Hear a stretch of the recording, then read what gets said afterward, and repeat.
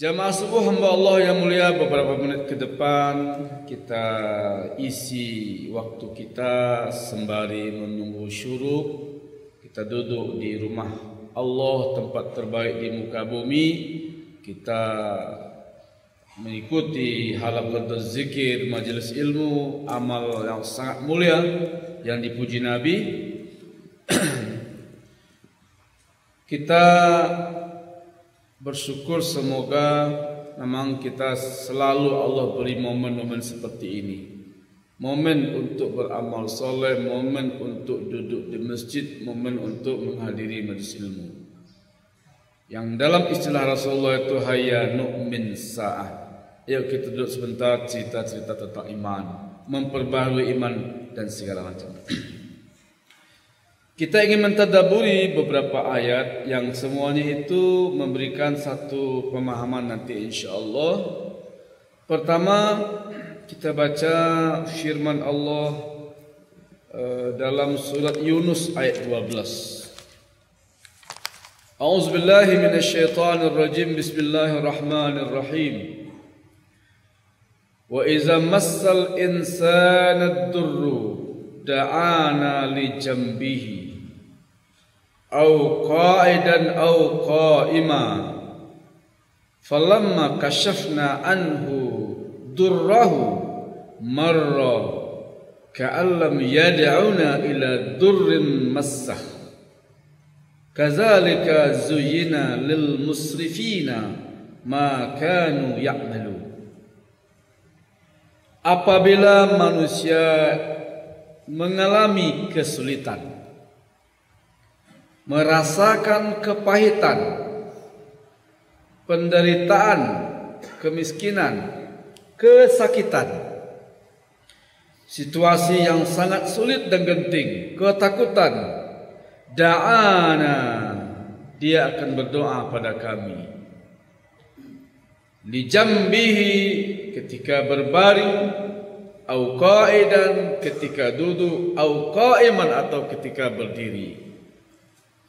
Falamma kasyafna anhu durrahu, ketika kesulitannya sudah berlalu, penderitaannya sudah berakhir, masalah yang dihadapinya sudah selesai, marra, ia berlalu, ia berpaling, ka'alam yad'una, seolah-olah tidak pernah berdoa sebelumnya. Seolah ia tidak pernah minta pada Allah agar Allah selesaikan, Allah akhiri penderitaannya, Allah bantu menyelesaikan masalahnya. Ia lewat, cuek begitu saja. Kadzalika zuyyina lil musrifina ma kanu ya'malun. Seperti itulah dihiasi apa yang dilakukan oleh orang-orang yang melampaui batas. Hal senada Allah juga tegaskan dalam surat Az-Zumar. Fa iza massal insana durrun, manusia jika ditimpa oleh kesulitan dan penderitaan, da'ana, dia biasanya akan berdoa pada kami.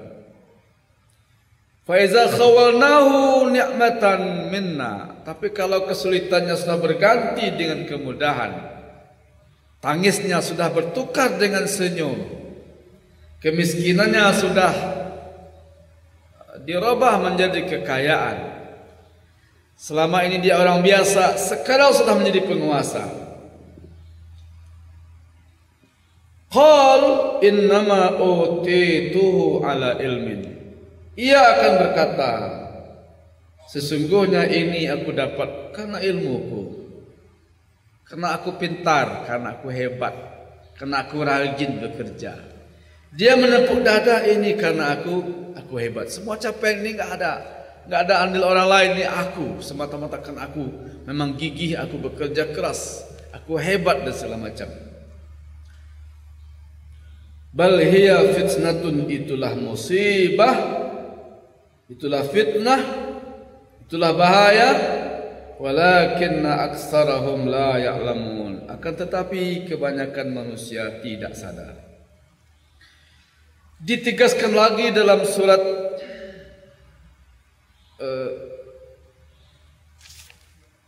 dalam surat Uhud,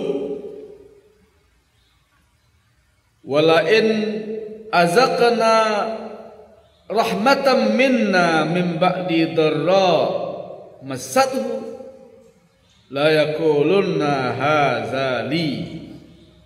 Surat Fussilat ayat 50, bukan surat Hud. Dan apabila kami berikan kepada mereka kesenangan dan rahmat setelah darra, setelah selama ini dia menderita oleh kesusahan, ia mengalami kemiskinan, la yaqulunna hadza li, dia berkata semua ini adalah milikku. Allah tegaskan dalam surat Al-Isra ayat 67, fa iza raqibu fil fulki da'allaha mukhlishina lahuddin falamma najahum ilal barri iza hum yusyriku. Di tengah laut ketika berhadapan dengan berbagai macam masalah di atas kapal, mereka berteriak menyeru Allah. Tapi apabila telah selamat sampai ke daratan, ia justru mensekutukan Allah. Hal-hal senada Bapak Ibu Allah muliakan bisa kita cek nanti surat Hud ayat 10, surat Al-Isra ayat 67, kemudian surat Al-Ankabut ayat 65. Apa artinya? Apa pelajaran yang bisa kita ambil dari ayat-ayat yang sangat banyak ini? Pertama, jamaah, Allah menegaskan tabiat manusia memang begitu. Kalau ketika sulit, ya ngadu-ngadu sama Allah. Tapi tak jauh setelah kesulitannya lewat, ketika miskin dia rajin ke masjid, ketika sakit dia tiap saat berdoa, ketika susah dia rajin beribadah. Tapi ketika sudah Allah beri ia sedikit dunia, apakah berupa jabatan atau kesenangan, dia sudah sembuh, dia sudah kaya dan segala macam. Banyak kata Allah orang itu yang akhirnya lupa pada Allah, seolah-olah enggak kenal, seolah selama ini enggak pernah minta. Ayat-ayat semua ini menceritakan berarti ini fenomena tidak sedikit. Bisa dikatakan ini fenomena mayoritas. Bisa jadi kita juga termasuk di situ kalau enggak hati-hati. Dulu ketika kita susah, di saat kita sulit, di saat kita miskin, kita rajin ke masjid. Tapi begitu dunia menghampiri kita, tidak sedikit yang lupa, enggak sempat lagi ke masjid, enggak ada waktu untuk nambah ilmu, tidak lagi serius. Dia beribadah juga tapi tidak seserius dulu, dia berdoa juga tapi tidak sesungguh dulu. Hilang kekhusyuan, hilang ketenangan dalam beribadah, hilang konsentrasi. Dia sudah disibukkan dengan berbagai capaian-capaian tadi. Dan Allah menceritakan ini fenomena yang sangat banyak. Berarti nikmat berpotensi menjerumuskan. Kalau tidak hati-hati, jabatan berpotensi membuat orang berpaling. Kalau kita tidak waspada, ada orang berhasil ketika diuji dengan kesusahan, tapi mereka gagal begitu diuji dengan kesenangan. Ketika miskin dia fokus beribadah, tapi setelah kaya, ini lampu kuning. Ini tidak berarti kita kalau begitu nggak usahlah kaya, kalau begitu nggak usahlah punya jabatan. Bukan itu pesannya. Ini lampu kuning. Fenomena ini jangan sampai terjadi pada diri kita. Karena banyak juga orang-orang setelah kaya makin taat, banyak juga. Setelah mendapat jabatan, oh dia justru berjuang dengan jabatan itu agama, oh tidak sedikit. Tapi fenomena ini diceritakan agar kita berhati-hati. Bukan menghalangi kita untuk mengejar jabatan, menakut-nakuti kita untuk jadi orang kaya, bukan itu pesannya. Pesannya adalah hati-hati. Karena manusia banyak yang terjerumus, tapi ada yang selamat. Nah, kita diharapkan termasuk yang selamat.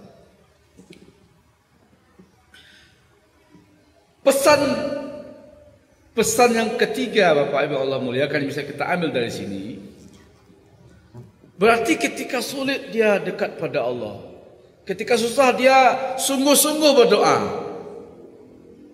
Maka kadang-kadang kita bersyukur ketika Allah beri ujian. Saya tidak satu dua bertemu dengan orang Dulunya jaya, sekarang jatuh.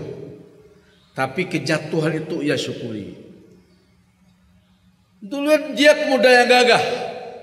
Artinya dia pemuda yang kuat, yang gagah. Dan selama ini dia memperturutkan selera dan hawa nafsunya. Oh, jangan tanya apakah dia pernah ke masjid. Jangan tanya apakah ada waktu untuk ngaji. Enggak, itu pengakuannya. Kapan dia mulai kembali ke masjid? Mulai kembali sholat setelah dia terkena stroke. Dia masih muda, usianya sekitar 30 tahun. Selama ini dia bawa mobil Jawa Sumatera, bawa barang ke Jakarta, nanti bongkar di Tanah Abang, bawa barang lagi balik dari Jakarta ke Padang, begitu terus. Sampai kemudian dia terkena stroke justru digigit orang. Masih muda. Dibawa pulang pakai ambulan, nggak bisa ngapa-ngapain, berbaring aja. Kemudian dia terapi, kemudian dia mandi di air panas di antara terapinya. Sekarang dia sudah bisa mandiri. Dalam artian, kalau untuk urusan-urusan pribadi dia tidak lagi bergantung pada orang lain. Walaupun dia nggak bisa lagi bawa mobil, nggak bisa lagi cari nafkah, dan dia tidak, barangkali dia tidak bisa menikah. Tapi apa katanya? Alhamdulillah Ustaz, saya bersyukur. Kalau ndak entah larut. Jadi selama ini dia larut kalau ndak judi, ndak minum angkai, ndak bersih. Tapi ketika datang stroke, ternyata itu cara Allah memanggilnya pulang. Nah, sekarang dia rajin sholat. Dia nggak bisa ngapa-ngapain lagi. Dia nggak bisa lagi, katakanlah mungkin dia tidak berharap lagi bisa berumah tangga, dia tidak bisa lagi bekerja. Semata-mata dia bisa mandiri, bisa sehat, tidak menyusahkan orang lain. Tapi apa momen yang membuat dia bersyukur? Sekarang dia bisa sholat. Sekarang alhamdulillah dia punya waktu untuk duduk lebih lama di masjid, mendengarkan ceramah dan segala macam. Apa artinya? Berarti dalam konteks ini stroke-nya itu adalah anugerah. Cara Allah memanggil dia pulang. Kalau enggak dia larut. Mungkin dia tersesat sampai jauh, tapi dengan cara itu Allah panggil dia. Saya juga pernah bicara dengan jamaah. Waktu itu saya tinggal di Jakarta, Tanah Abang. Jadi konon ada orang kita punya tidak satu, tapi 2 atau 3 tokonya. Saking sibuknya dengan mengurus perdagangannya yang alhamdulillah lancar dan maju itu, dia menjarang ke musala. Enggak sempat, kadang sholat pun juga sering tinggal dan segala macam. Makin ramai dia makin sibuk. Kapan dia baru berhenti kesibukannya? Dalam artian kapan dia baru mulai bisa memulai lagi hidup lebih terarah? Sejak terbakarnya pasar Tanah Abang, kalau nggak salah pasar Blok A. Dan dia ketiga tokonya hangus terbakar, habis, dan tidak ada asuransinya. Berarti hilang semua yang sudah dia cari sekian tahun. Lenyap semua kekayaannya hanya dalam 1 hari. Tapi apa testimoninya? Sekarang dia punya waktu untuk duduk lebih lama di masjid, untuk mengaji, untuk merenung dan memulai hidup baru. Mungkin dia akan berusaha lagi, tapi beda caranya. Kalau selama ini fokusnya hanya uang, sekarang tidak. Dia berusaha mencari uang, tapi tidak lupa dengan Allah. Dia berusaha mencari kekayaan, tapi hanya yang halal dan berkah. Kan beda. Nah, berarti kalau begitu, jemaah Allah muliakan, bahwa kesulitan itu kadang cara Allah memanggil hambanya yang tersesat untuk kembali. Dan kadang-kadang dalam kondisi seperti itu doa lebih khusyuk. Doa lebih khusyuk itu memang ketika sakit, ketika terjepit, ketika sangat menderita. Karena orang yang dizalimi itu doanya makbul. Karena dia meminta betul-betul dari hati, betul-betul bersungguh-sungguh, kadang meneteskan air mata dengan suara yang sangat lirih. Makanya Nabi mengingatkan kita hati-hati, ittaqu da'watal mazlum, hati-hati doa orang yang teraniaya. Kalau tersakit ibananyo, lah merasa ibananyo, taimpi ibananyo, mengadunya ke Allah sekalipun dia kafir. Wah. Nabi katakan sekalipun dia kafir, hati-hati doa orang yang terzalimi. Kenapa? Karena biasanya ketika susah begitu, ketika sudah sakit begitu, doanya benar-benar dari dalam. Beda dengan orang kalau kita tidak bicara semua ya, tidak mengeneralisir.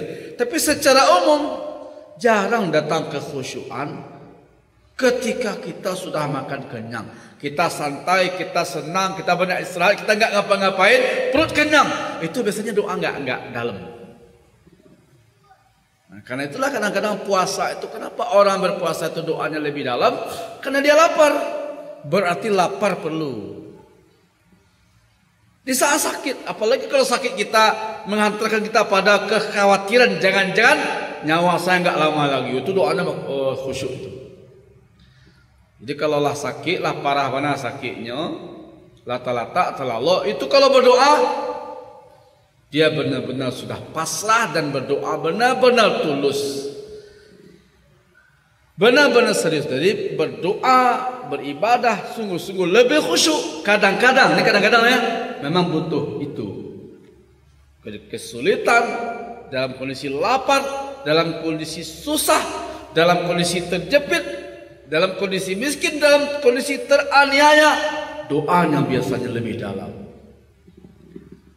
Tetapi kalau selalu kenyang, selalu senang, banyak istirahatnya, banyak ketawanya, banyak gembiranya, sibuk dengan berbagai macam kesibukan dunia, itu jarang dia mendapatkan momen untuk lebih serius. Karena itulah maka ada anjuran untuk iktikaf. Kalau kita tidak ada momen untuk iktikaf, kita pasti akan sibuk terus. Makin jaya, makin ramai, makin banyak sibuk terus.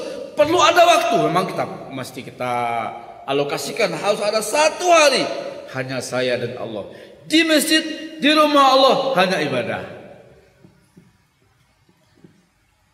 Berarti bahkan dikatakan dalam ayat tadi itu, bahkan dalam kondisi genting ketika di kapal orang musyrik pun. Jadi ketika kapal akan tenggelam, ternyata teriakan orang itu rata-rata manggil Tuhan. Walaupun karena mereka nggak kenal Allah, yang keluar hanya Tuhan. Ya Tuhan. Kenapa karena mereka nggak kenal Allah? Tapi intinya nurani yang paling dalam ketika terjadi itu berteriak dan berdoa pada Allah. Kenapa? Karena dia tahu kalau di lautan lepas yang sangat lepas itu datang ombak, nggak ada yang bisa menolong. Oh, teriak pada ayah, pada orang tua, pada teman, nggak bisa. Terus ketika itulah muncul kesadaran dari nurani yang paling dalam yang selama ini ditimbun, ditutupi oleh kesibukan, memanggil Ya Allah. Begitu juga ketika kotak hitam pesawat terbang yang hampir jatuh ditemukan, pesawat terbang yang jatuh ditemukan, ternyata ada suara-suara bertakbir, beristighfar, berteriak, manggil Allah. Kenapa?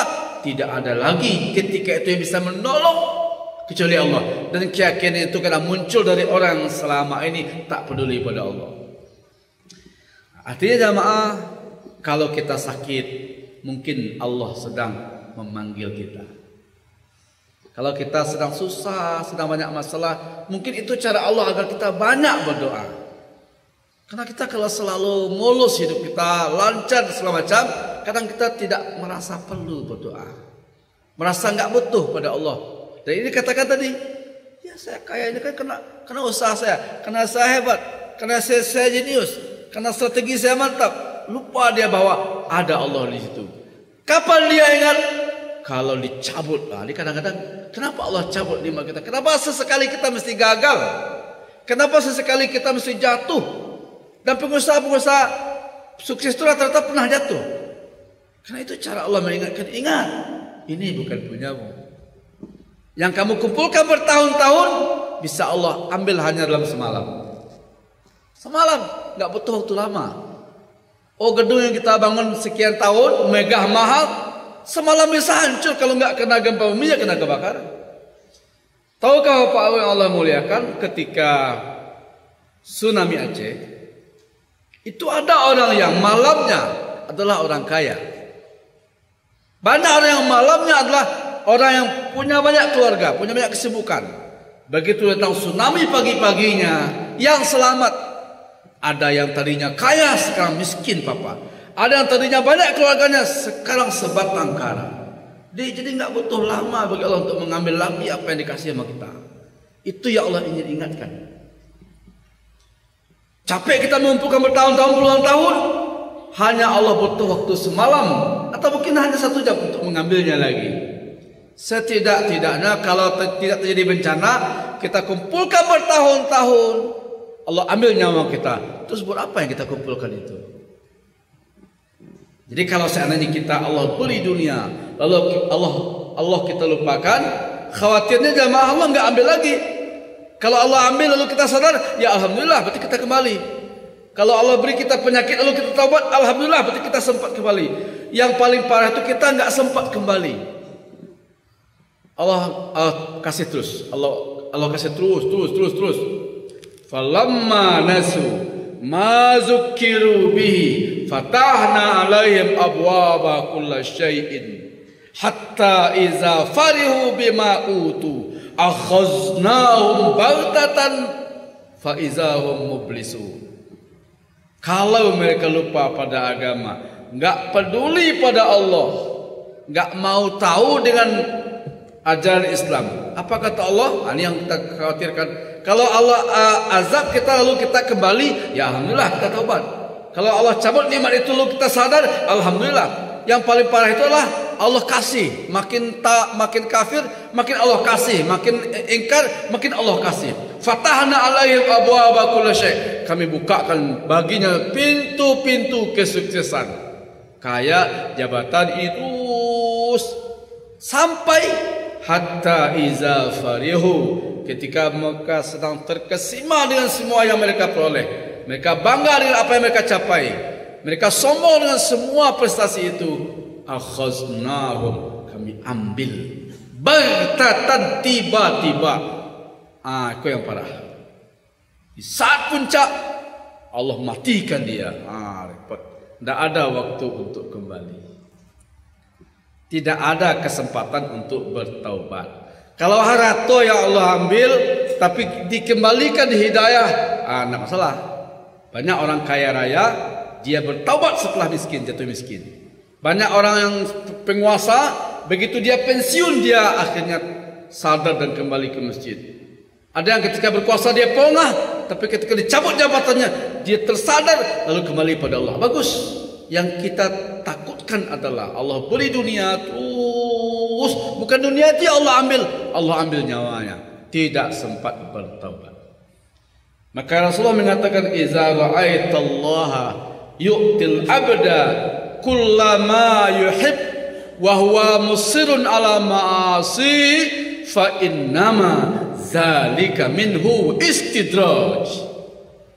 Jika kamu lihat Allah ngasih seseorang semua yang diinginkan, karirnya lancar, hidupnya sukses, yang diinginkan tercapai, yang direncanakan terwujud, wa huwa musirun ala ma'asi, padahal dia bergelimang maksiat.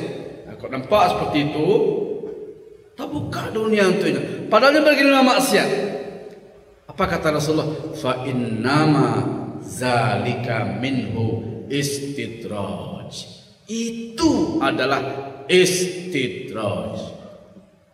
Kesimpulannya jamaah yang Allah muliakan, kalau Allah titipkan kita nikmat, kelebihan dan sedikit dunia, hati-hati dan waspadailah istidraj.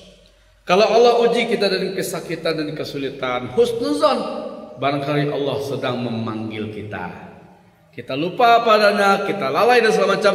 Dengan cara itu Allah panggil. Kalau sakit membuat kita makin taat, kalau miskin membuat kita kembali bertaubat, itu bukanlah azab, itu adalah nikmat.